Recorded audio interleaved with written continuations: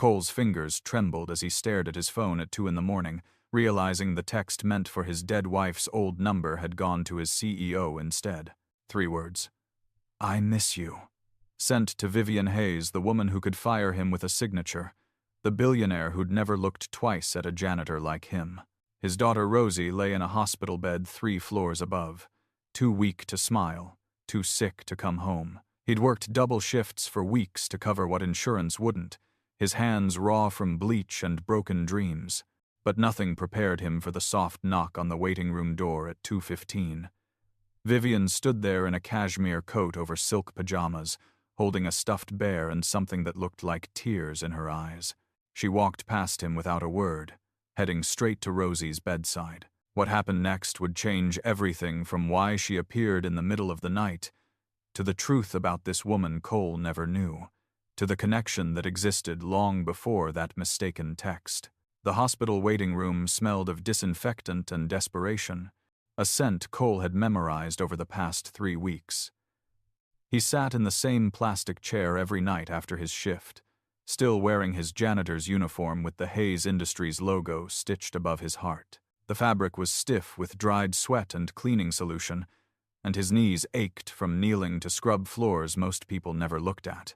Around him, other families waited too, some sleeping, some praying, all trapped in the same fluorescent purgatory where time moved differently and hope felt like a luxury they couldn't afford. Cole kept his phone clutched in both hands, the screen still showing that devastating message thread, his thumb hovering over the delete button but unable to press it. He'd kept Lindsay's old phone number active for 3 years, paying $15 a month he could barely spare just to text her when the loneliness became unbearable. Sometimes he'd write about Rosie's first day of school, or how she'd learned to ride a bike, or the way she laughed exactly like her mother used to. He never expected a response, never wanted one. It was just a way to keep Lindsay close, to pretend she was still somewhere in the world receiving his words.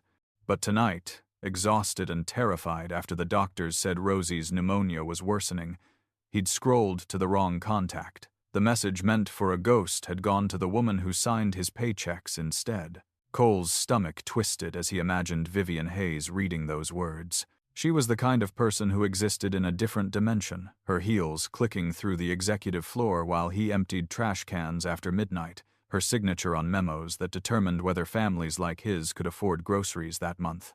He'd seen her exactly twice in the 4 years he'd worked at Hayes Industries. Once at a company meeting where she spoke about quarterly profits, and once in an elevator where she'd stared at her phone the entire ride as if he were invisible. The idea that she now held something so intimate, so raw, made him want to disappear into the industrial-grade linoleum beneath his feet. The knock came so softly he almost missed it beneath the hum of vending machines and distant monitors beeping their steady rhythms. Cole looked up, expecting a nurse with more bad news, or another form requiring a signature he couldn't afford to sign.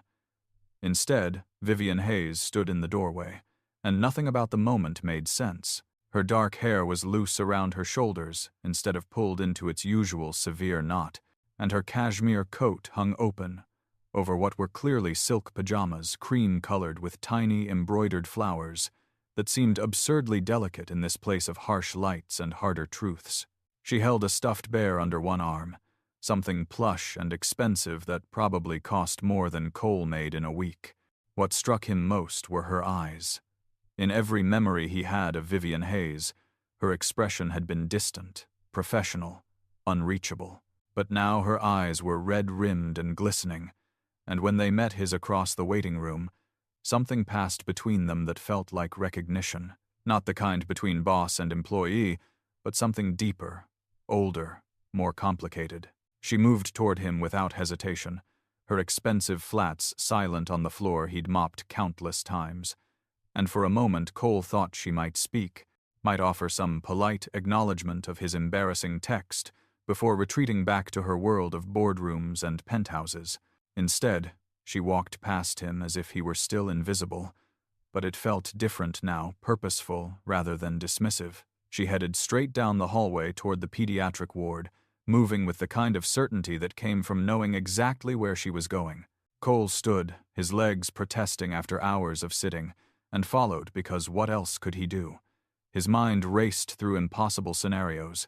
She was here to fire him personally. She was going to call security. She'd somehow found out about the medical bills he'd been slowly drowning under and was here to deliver some corporate ultimatum. None of it explained the stuffed bear, or the tears, or the way she moved through the hospital like she'd walked these halls before. Rosie's room was at the end of the corridor, the one with the window that looked out over the parking lot and the city lights beyond. Cole had spent hours staring at those lights while Rosie slept, counting them like prayers, wondering which ones belonged to people whose daughters weren't slowly fading in hospital beds. He reached the doorway just as Vivian pushed it open, and the sight of his boss standing over his daughter's bed felt like watching two incompatible universes collide. Rosie was asleep, her small chest rising and falling beneath a thin blanket covered in cartoon characters, an oxygen tube under her nose making her look even more fragile than she was.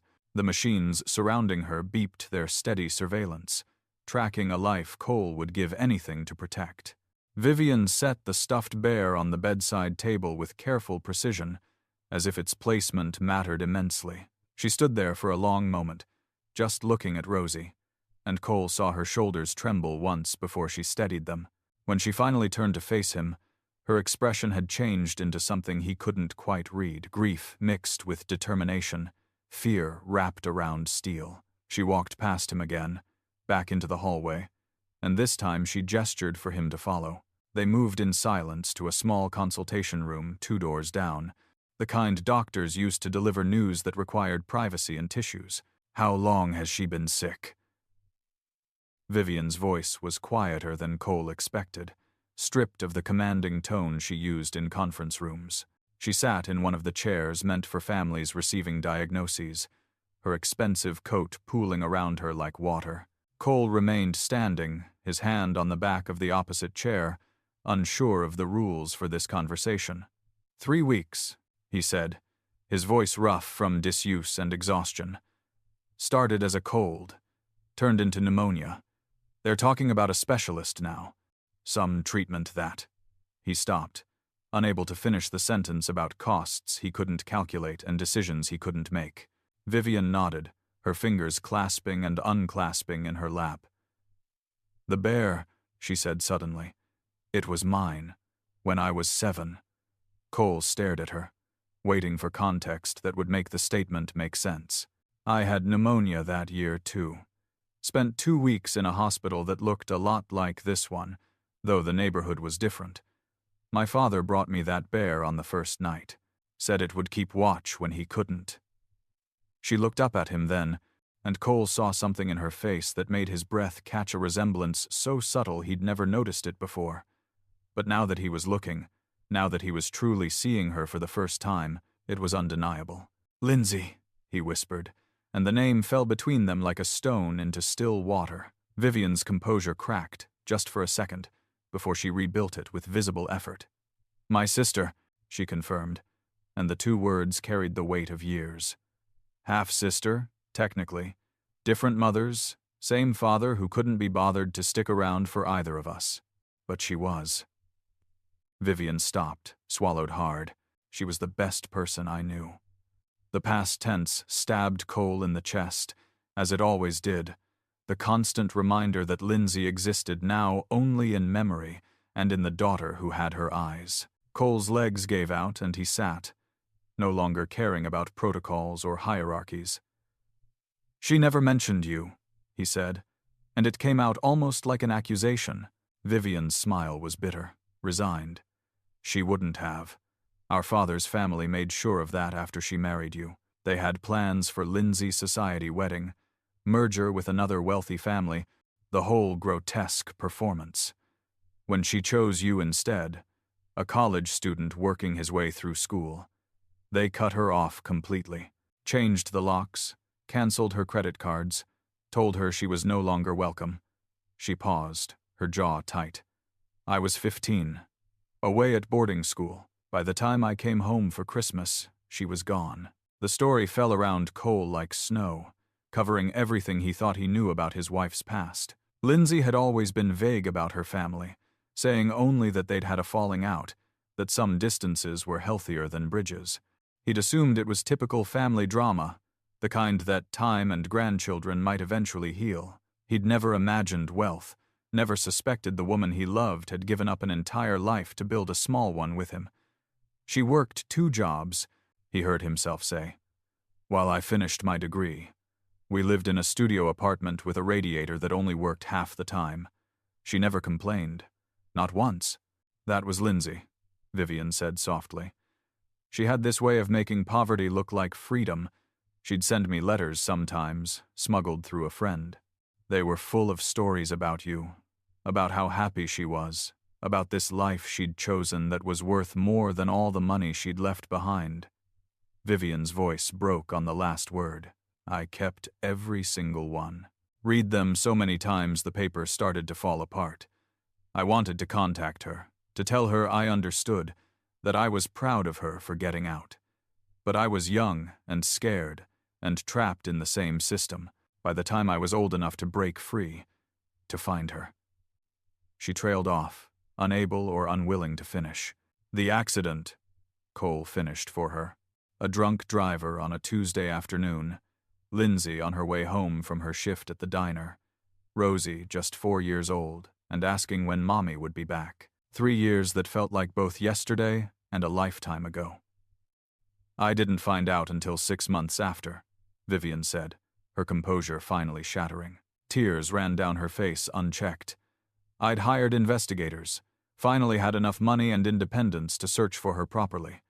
They found the death certificate instead. I was too late, too slow, too much of a coward when it mattered. The silence that followed was heavy with shared grief. 2 people who'd loved the same woman mourning her absence in the same sterile room. Cole thought about all the nights he'd worked in this building, mopping floors just levels below where Vivian had her office. Neither of them knowing the other existed. He thought about Lindsay's letters, about the sister she'd left behind, about all the ways families could break apart and remain broken. Why didn't you? He started, but the question was too big to finish. Why didn't you reach out after you found out? Why didn't you tell me who you were? Why am I learning this at 2 in the morning in a hospital consultation room? Because I didn't know how, Vivian said, answering the unspoken questions. What was I supposed to say? Hello, I'm the sister who abandoned your wife when she needed family most. I thought about it constantly, rehearsed speeches in my car before board meetings, typed and deleted 1,000 messages. She met his eyes. Then 3 months ago, I was reviewing personnel files for a restructuring project. I saw your name, Cole Bennett, married to Lindsay Hayes Bennett, deceased. 1 dependent, Rosie Bennett, age 7. The dependent who has my sister's smile in the photo you keep in your locker. Cole's mind reeled, trying to process the implications. You've known for 3 months? The accusation in his voice was impossible to hide. Vivian didn't flinch from it. I've known for 3 months that my niece was 3 floors above me every day while I sat in meetings about profit margins. That the man my sister loved enough to give up everything for was emptying trash cans while I decided which departments to cut. Yes, I knew. And I did nothing because I didn't know what to do. How do you introduce yourself to people you've already failed? You start by showing up, Cole said, the words harsh with exhaustion and emotion. You start by being there. Lindsay taught me that. She showed up for every single thing that mattered, my graduation, my first real job, every doctor's appointment when Rosie was born. She made showing up look easy. His voice cracked. I've been trying to do the same thing for Rosie, but I'm failing. The insurance maxed out last week. The treatment they're recommending costs more than I make in a year. I've been lying to my daughter, telling her everything's going to be fine, while I calculate which bills I can skip to keep her in this bed for another week. Vivian was already shaking her head before he finished. That's handled, she said, her executive voice returning. The treatment, the specialist, whatever she needs. It's done. Cole felt anger flash hot in his chest, momentarily overwhelming the gratitude he knew he should feel. I don't want charity, he said. I don't want your guilt money, or your family legacy, or whatever this is. I've been taking care of Rosie on my own for 3 years. We've been fine. You've been drowning, Vivian corrected, gentle but firm. And she's my niece, the only family I have left. Please don't ask me to stand by and watch her suffer because of pride. The word pride hung between them, complicated by everything it implied about class and dignity and the different kinds of poverty that existed. Cole wanted to argue, wanted to maintain the independence that had defined the past 3 years, but when he thought about Rosie struggling to breathe, about the doctor's concerned faces, about the future narrowing with every passing day, pride felt like a luxury he couldn't afford. "Why did you come tonight?" he asked instead, his anger deflating into something closer to confusion. "Of all the ways you could have told me, why this way?" Vivian looked down at her hands, at the designer coat that cost more than Cole's car. "Because of what you texted," she said quietly. "Those 3 words. I miss you. I've been watching you for months, trying to figure out how to bridge this gap between us, how to become part of your lives without disrupting everything. Then tonight I got that text, and I realized you're still talking to her, still sending messages into the void, hoping somehow she's receiving them." She looked up, her eyes bright with fresh tears. "I do that too. I write letters to her still, even though there's nowhere to send them. Tell her about the company I built, about the life I made after escaping our father's world, about how I wish she could see it, how I wish I could tell her I'm sorry." Vivian's voice dropped to a whisper. "When I saw your text, I thought maybe this was Lindsay's way of finally answering. Maybe she sent that message to the wrong person on purpose, to make us find each other, to make sure Rosie wasn't alone." It was the kind of magical thinking grief made possible, the desperate hope that the dead still influenced the living in tangible ways. Cole wanted to dismiss it, to stay rooted in the practical reality that had sustained him through 3 years of single parenthood. But sitting in this room with his wife's sister, learning about a family history he'd never known existed, the mistaken text that brought them together did feel like something more than accident. "She used to say the universe had a twisted sense of humor," he said, managing something close to a smile, "that it liked putting people together in the most complicated ways possible." "That sounds like her," Vivian agreed, returning the tentative smile.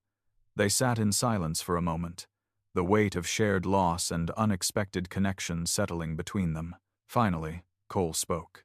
"If you're going to be in Rosie's life," he said carefully, "then you should know she asks about Lindsay's family sometimes, about whether she has grandparents or aunts or anyone else out there. I've always told her the truth, that her mother's family wasn't in the picture, but I never told her why." He met Vivian's gaze. "I won't lie to her about you, about who you are and why you weren't here before. She deserves honesty." "I understand," Vivian said, and Cole could see the fear in her eyes, the terror of being judged by a 7-year-old and found wanting. "I can't change the past, can't undo being absent when it mattered. But I can show up now, if you'll let me. Not as the CEO or the rich aunt or anything complicated, just as someone who loved Lindsay too, someone who wants to know the little girl she never got to meet." The vulnerability in her voice was jarring, coming from someone Cole had only ever seen as untouchable, and it occurred to him that maybe Vivian had been just as lonely in her penthouse as he'd been in his apartment. "Rosie's tough," he said, thinking of his daughter's stubborn streak, her tendency to ask uncomfortable questions and refuse easy answers. "She's been through more than any kid should have to. She'll probably ask you things you don't want to answer." Vivian nodded. "Good," she said. "She should. She deserves to know the truth about her family, all of it, even the ugly parts. Especially the ugly parts." She stood, straightening her coat with shaking hands. "The treatment team will contact you tomorrow. There's a specialist at Johns Hopkins who owes me a favor. He'll want to examine Rosie, run some tests. If anyone can help her, he can." Cole stood too, his body protesting after hours of tension. "This doesn't fix everything," he said, needing her to understand. "You showing up, paying for treatment, it helps. And God knows I'm grateful. But Rosie and we've built a life. Small, maybe. But it's ours. I won't let anyone, even family, come in and try to remake us into something we're not. It was the closest he could come to saying what he really meant, that he was terrified of being swallowed by the same wealth that had stolen Lindsay away from her sister, that he needed to protect the simple life he and Rosie had built from the complications money always brought. I wouldn't dream of it, Vivian said, and there was respect in her voice. Lindsay chose this life, chose you for a reason. I'm just asking to be part of it, on whatever terms you're comfortable with. A cup of coffee sometimes. Birthday cards. Maybe the occasional stuffed bear. Her attempt at lightness fell a bit flat, but Cole appreciated the effort. They stood there awkwardly for a moment. Two people connected by blood and loss but separated by years and circumstances, trying to figure out how to build a bridge across that distance. She's in room 417, Cole finally said, a tentative offering. Visiting hours technically ended at 8, but the nurses know me by now. They won't say anything if you want to. He gestured vaguely toward the door. Vivian's face transformed, hope and fear mixing into something luminous. Could I? She asked, her executive confidence completely gone, replaced by the uncertain voice of someone asking permission to meet their family for the first time. Cole nodded. Just don't wake her. She needs the rest. They walked back to Rosie's room together, their footsteps quiet on the industrial tile. The hospital had settled into its late-night rhythm, that particular silence punctuated by distant machines and occasional voices. Through the window in Rosie's door, they could see her still sleeping, the stuffed bear now visible on her bedside table among the get-well cards and medical equipment. Vivian stopped at the threshold, her hand on the doorframe, suddenly unable or unwilling to cross. She looks like her, she whispered, and Cole heard the grief raw in her voice. So much like Lindsay when she was that age. Yeah, Cole agreed quietly. Sometimes it hurts to look at her, but then she'll say something or laugh at something stupid, and she's completely herself, not a copy of her mother, just Rosie. He pushed the door open carefully. They entered together, moving with the careful quiet of people afraid to disturb something precious. Rosie slept on, unaware of the moment unfolding around her two adults who loved her from different directions, finally occupying the same space, connected by the woman neither could have but both would carry forever.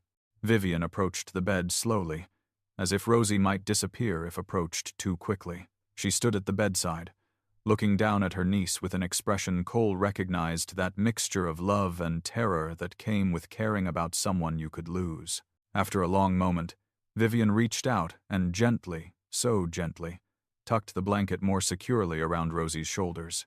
It was such a small gesture, almost unconscious, but Cole saw the significance in it. The first physical connection between aunt and niece, the beginning of whatever relationship they might build. Thank you, Vivian whispered, looking at Cole across Rosie's sleeping form. For letting me be here, for not shutting me out. Cole shook his head. Lindsay would have wanted this, he said, surprised to find it true. She would have wanted Rosie to know her family, all of it. He paused, then added, and she would have forgiven you. For what it's worth, whatever you think you did wrong, whatever you're carrying, Lindsay didn't hold grudges. She used to say life was too short to stay angry at people for being human. Vivian's face crumpled briefly before she regained control, but when she spoke, her voice was thick with unshed tears. I'm going to try to be worthy of that, she said. I'm going to try to be the aunt Rosie deserves, the sister Lindsay deserved, even if I'm starting later than I should have. Cole nodded, accepting the promise for what it was, imperfect, uncertain, but genuine. They stood together in the quiet room, two strangers becoming something else, connected by the sleeping child between them and the ghost of the woman they both missed. The weeks that followed transformed Cole's life in ways he was still processing. The specialist from Johns Hopkins arrived within 48 hours, a brilliant doctor named Patterson, who examined Rosie with the kind of attention that came from treating patients who mattered to powerful people. The diagnosis was more specific than the overworked hospital staff had been able to determine. A particularly aggressive bacterial pneumonia, complicated by an underlying immune issue they could treat but would need to monitor. The treatment was aggressive: 2 stronger antibiotics, immune therapy, a month in the hospital followed by careful recovery at home. Cole kept working his shifts, unable to shake the feeling that accepting medical care didn't mean accepting complete dependence. He mopped the same floors, emptied the same trash cans, maintained the same routines that had structured his life for 4 years. But now, when he moved through the building, he was aware of Vivian somewhere above him, working in her office, making decisions that affected thousands of lives. Sometimes their paths would cross in the elevator, in the lobby, once in the parking garage when they were both leaving late. Each time, they'd exchange brief greetings, nothing that would indicate to observers anything had changed. But Cole felt the shift between them like gravity. Vivian visited the hospital 3 times a week, always outside business hours, always bringing something small: a book, a puzzle, once a collection of photographs from Lindsay's childhood that made both Cole and Rosie cry. She never stayed long, never pushed for more time or deeper connection than Rosie was ready to give. She'd sit quietly by the bed, answering whatever questions Rosie asked with patient honesty, enduring the 7-year-old's blunt assessment of her aunt's absence with more grace than Cole expected. "My mom talked about you sometimes," Rosie said during one visit, her voice hoarse from antibiotics and exhaustion. She said she had a little sister who was brave. Vivian had to look away, staring at the window overlooking the parking lot for a long moment before she could respond. "Your mother was braver than I ever managed to be," she finally said. "She was brave enough to choose love over money. I'm still learning how to do that." Rosie considered this with the seriousness she brought to all important matters. "It's okay," she said finally. "Daddy says everyone learns at different speeds. Some people are just late bloomers." The term was one Cole had used to comfort Rosie when she struggled in school, and hearing his daughter extend that same grace to Vivian made something tight in his chest loosen slightly. By the time Rosie was discharged, a month after that 2 a.m. text message, she and Vivian had developed a cautious relationship, not yet easy or natural, but real. Vivian helped Cole bring Rosie home, navigating the narrow stairs to their 2nd-floor apartment with careful attention, carrying bags of medications and equipment while Cole carried Rosie herself. The apartment was small but clean, 2 bedrooms and a living area that Cole kept meticulously organized. Vivian tried to hide her reaction to the difference between her world and theirs, but Cole saw her taking in the second-hand furniture, the patched walls, the kitchen that hadn't been updated since the 1970s. "It's not much," he said, defensive despite himself, "but it's home." Vivian shook her head quickly. "I was just thinking how much it feels like the apartment Lindsay described in her letters." She made it sound like a palace. She set down the bags and looked around with genuine appreciation. She always had that gift, seeing the best in things, finding richness where other people only saw lack. Looks like Rosie inherited that. The compliment, extended to include both Lindsay and Rosie, felt like an olive branch, and Cole accepted it with a nod. They settled Rosie onto the couch with blankets and pillows, setting up a temporary recovery space since the doctors wanted her avoiding stairs for another week. Rosie promptly demanded the stuffed bear Vivian had given her that first night, and Cole brought it from where it had been carefully packed among her hospital belongings. Vivian showed Rosie the small tag sewn into the bear's foot, barely visible but still readable. To Vivian, from Dad, "You're never alone." Rosie traced the stitching with one finger, quiet for a long moment. "Your dad gave you this?" she asked. Vivian nodded. "A long time ago, before he." She paused, choosing words carefully. "Before he forgot how to be a good father. Like how my grandfather wasn't good to my mom," Rosie said with characteristic bluntness. She'd pieced together parts of the story from conversations she was meant to sleep through, questions both adults had tried to answer honestly without overwhelming her. "Yeah," Vivian confirmed. "Like that. Sometimes people make bad choices that hurt the people they're supposed to love, but that doesn't mean everything they did was bad. This bear was good, and now it's yours, and maybe it can be good again." The philosophy was simple but profound, and Cole saw Rosie absorb it, adding it to her growing understanding of how complicated families could be. Vivian stayed for dinner, which Cole insisted on making despite her offers to order something. He cooked the one meal he'd mastered: pasta with sauce from a jar, garlic bread from the frozen section, vegetables steamed until they were soft enough for Rosie's still recovering system to handle. They ate at the small kitchen table that barely fit 3 chairs, and for the first time since Lindsay's death, Cole felt something almost like family in his home again. The conversation was stilted at times, flowing at others, full of the awkward moments that came with people still learning each other's rhythms. Rosie fell asleep on the couch halfway through a movie, her hand still holding the stuffed bear. Cole carried her to her bedroom, tucking her in with practiced ease. And when he returned to the living room, he found Vivian standing by the window, looking out at the street below. The silence between them felt different now, not empty, but full of things they were both learning to say. "I meant what I said at the hospital," Vivian said without turning around. "About being worthy of Lindsay's forgiveness, of being someone Rosie can depend on. But I need to know, do you believe that's possible? Or will I always be the aunt who wasn't there when it mattered?" Cole considered the question seriously, thinking about the past month, about the careful way Vivian had approached their lives without trying to remake them. "I think you're already becoming someone Rosie can depend on," he said. "The question is whether you can keep doing it. Not just when there's a crisis or when guilt is driving you, but on random Tuesdays when nothing special is happening. That's when family matters most, in the boring, ordinary moments." Vivian turned to face him, and he saw both fear and determination in her expression. "I want to try," she said, "if you'll let me. I know I can't replace what was lost. Can't undo not being here sooner. But maybe I can be part of what comes next." "Lindsay used to say that family isn't about being perfect," Cole said, echoing words his wife had spoken countless times. "It's about showing up and trying, even when it's hard. Especially when it's hard. You've been doing that." He paused, then added, "But I need you to understand something. Rosie and we've survived the past 3 years by being independent, by learning not to need anyone. It's not going to be easy for us to let someone in, even family. Especially family, maybe. There's going to be times when I push back, when I refuse help even when I need it. When I'm an ass about accepting anything that feels like charity." "Okay," Vivian said simply. "I can work with that. I can be patient.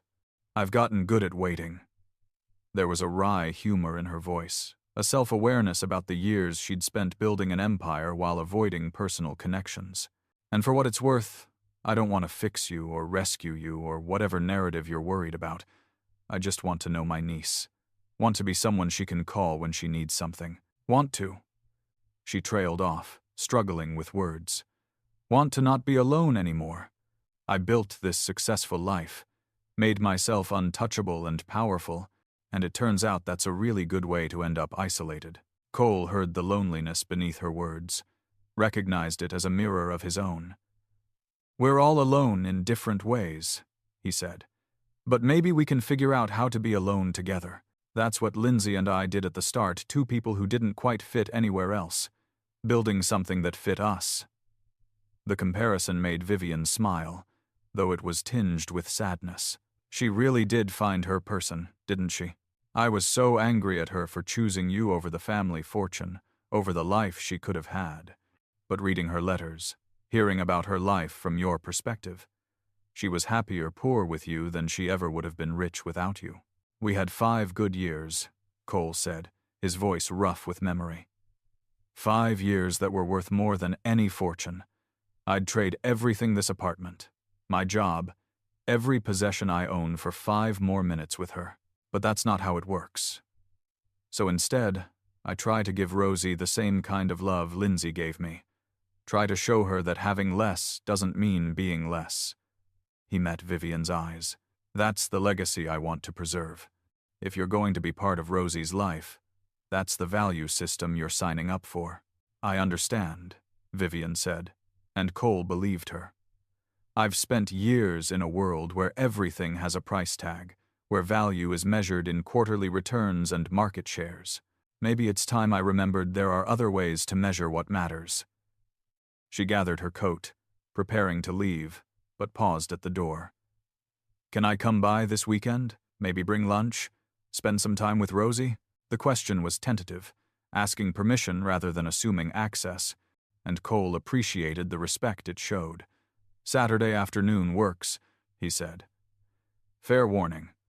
She'll probably make you watch terrible kids' movies and will absolutely beat you at any card game you try to play with her.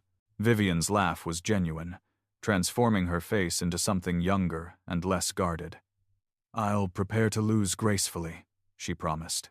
She hesitated one more moment, then asked, Cole, that text you sent, the one that started all this, do you still write to her? To Lindsay? He nodded, not ashamed of the admission. Every week or so. When something happens that I want to tell her about. I know it's probably strange, but, Vivian interrupted gently, it's not strange. I told you, I do the same thing. Write letters I'll never send. Conversations with someone who can't respond. Maybe. She looked uncertain. Maybe sometimes you could tell me what you write to her? Not to replace those conversations, but I miss her too. Might be nice to talk about her with someone who understands. The suggestion caught Cole off guard, intimate in a way he hadn't expected. But looking at Vivian, at the vulnerability in her expression, he recognized the same desperate need he felt to keep Lindsay alive through stories, through shared memories, through the act of speaking her name. Yeah, he said slowly. Yeah, I think I'd like that. Vivian nodded, something settling in her expression like a decision made. Good. Okay, I'll see you Saturday. She left, and Cole stood in the doorway listening to her footsteps descending the stairs, the sound fading into the ambient noise of the building. He closed the door and leaned against it, exhausted and overwhelmed, and something else, something that felt almost like hope. The past month had tilted his world sideways, introducing complications he'd never asked for but was starting to believe he might need. He checked on Rosie one more time, finding her sprawled across her bed in the boneless way of sleeping children, the stuffed bear tucked under one arm. Standing there in the doorway, watching his daughter breathe easy for the first time in weeks, Cole felt the tight knot of fear that had lived in his chest start to loosen. The following months developed their own rhythm, one none of them could have predicted but that somehow worked.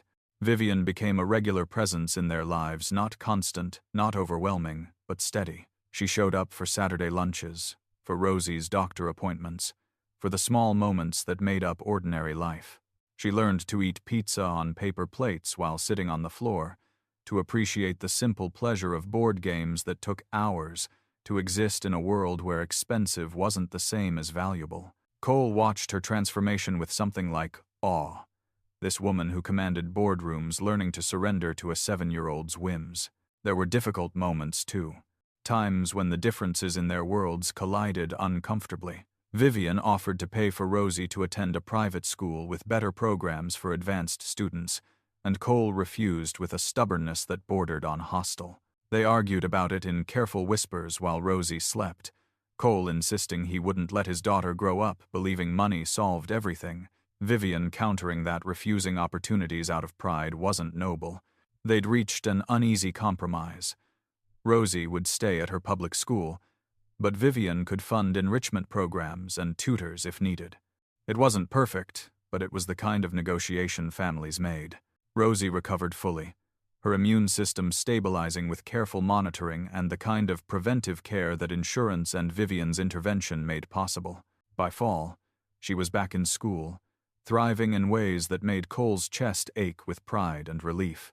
She talked about Aunt Vivian casually now, the way kids talked about family members they'd always known, complaining about her strict rules about nutrition, bragging about the fancy office she worked in, asking if they could visit the building sometime so she could see where her dad worked. The last request had made both adults uncomfortable, the intersection of their worlds still complicated by class and history. But they made it work, carefully and with constant adjustment. Vivian arranged for Cole to transfer to a day shift position with slightly better pay, not in her department, not anywhere that would create awkward hierarchies, but in facilities management where his skills were valued, and his schedule allowed him to be home when Rosie got out of school. She never mentioned the role she'd played in the transfer, never asked for credit or gratitude, and Cole pretended not to know she'd intervened. It was the kind of fiction that preserved everyone's dignity while improving everyone's life. 6 months after that accidental text, Cole found himself standing in Vivian's penthouse for the first time, brought there for Rosie's 8th birthday celebration. The apartment was everything his wasn't, floor-to-ceiling windows overlooking the city, furniture that looked like art, spaces so open and clean they felt almost sterile. But Vivian had transformed her pristine living room into something approximating a child's party space.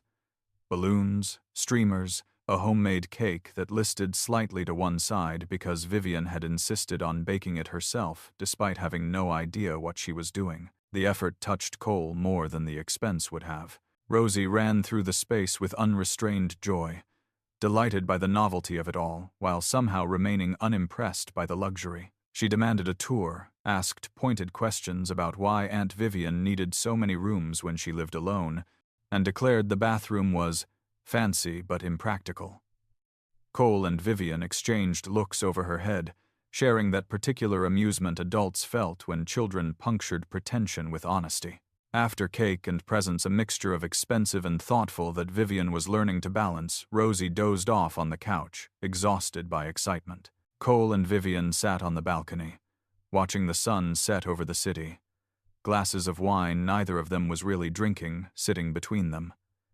"She's so much like Lindsay," Vivian said quietly, echoing what had become a frequent observation. Same determination, same inability to be impressed by things that don't matter. She'd be so proud.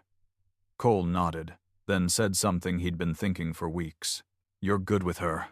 Better than I expected when all this started. You show up, you're patient, you let her be herself instead of trying to mold her into something. That takes restraint I didn't think you'd have."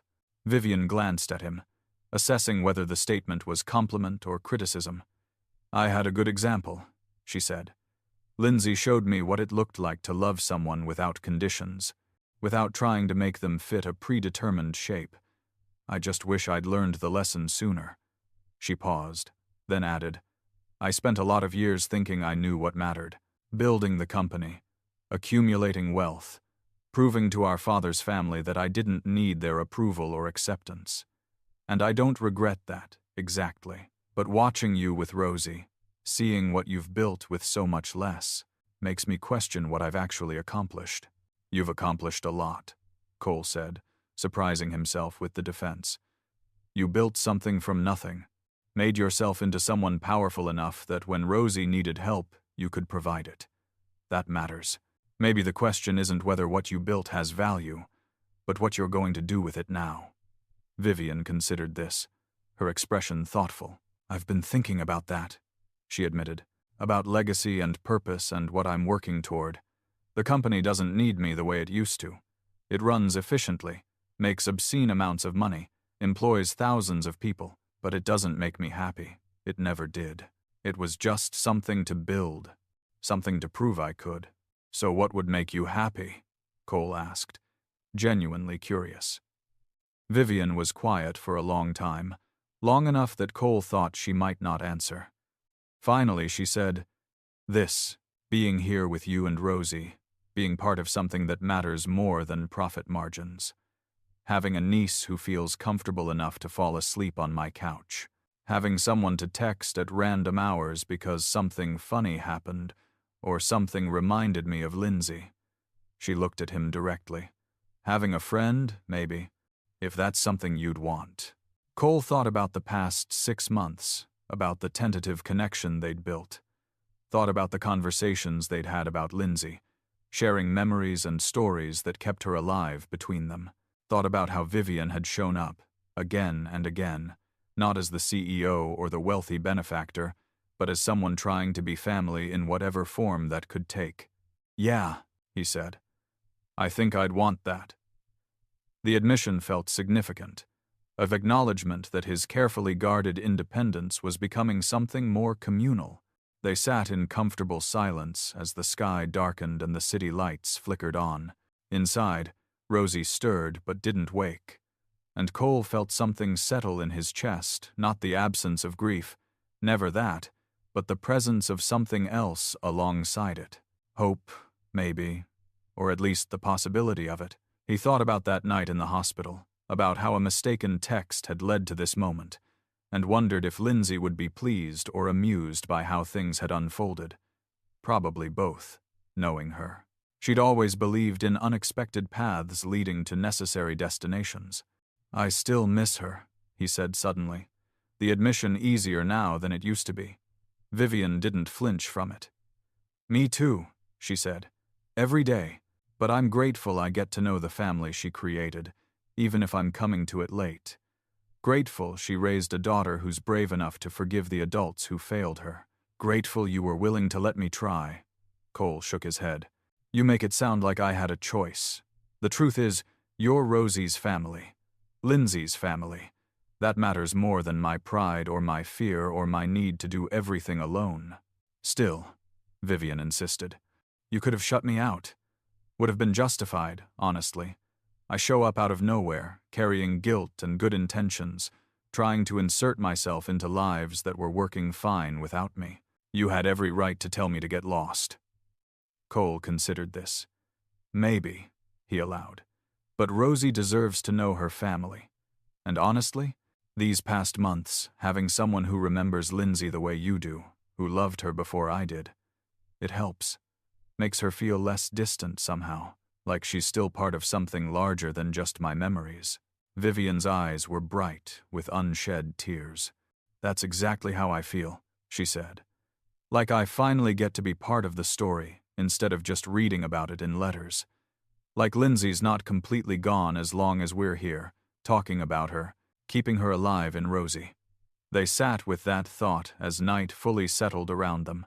Two people bound by love for someone they'd both lost, slowly building something new from shared grief and tentative hope. Inside, Rosie woke and called for her dad, her voice sleepy and content. Cole stood to go to her, but Vivian was already moving, already responding to the call with the instinct she'd developed over months of practice. He watched her scoop Rosie up, watched his daughter wrap arms around her aunt's neck without hesitation, and felt something fundamental shift. This was family now imperfect, complicated, built from broken pieces, but real. More real, maybe, than easier versions might have been. Later, as they prepared to leave, Rosie suddenly asked, "Daddy, do you think Mommy knows about Aunt Vivian?" The question stopped both adults, loaded with theological implications they weren't prepared to address. Cole knelt down to Rosie's level. "I don't know, sweetheart. But if she does, I think she's happy we found each other. I think she'd like knowing you have more family who loves you." Rosie considered this seriously. "I think she sent that text," she declared with a child's certainty. "I think she knew you were sad and needed someone. And she knew Aunt Vivian was sad too. So she made your phone send the text to the wrong person who was actually the right person." The logic was circular and impossible and so perfectly childlike that Cole had to smile. "Maybe she did," he agreed, unwilling to complicate the simple faith that made Rosie's world make sense. Vivian looked away quickly, but not before Cole saw her expression, grief and gratitude mixing into something too complex for words. They gathered their things and headed out, Rosie between them, chattering about the party, already planning next year's celebration with the confidence of a child who knew she'd be here to see it. In the elevator down, Rosie grabbed both their hands, connecting them through her small grip. Cole looked at Vivian over his daughter's head and saw his own thought reflected in her eyes.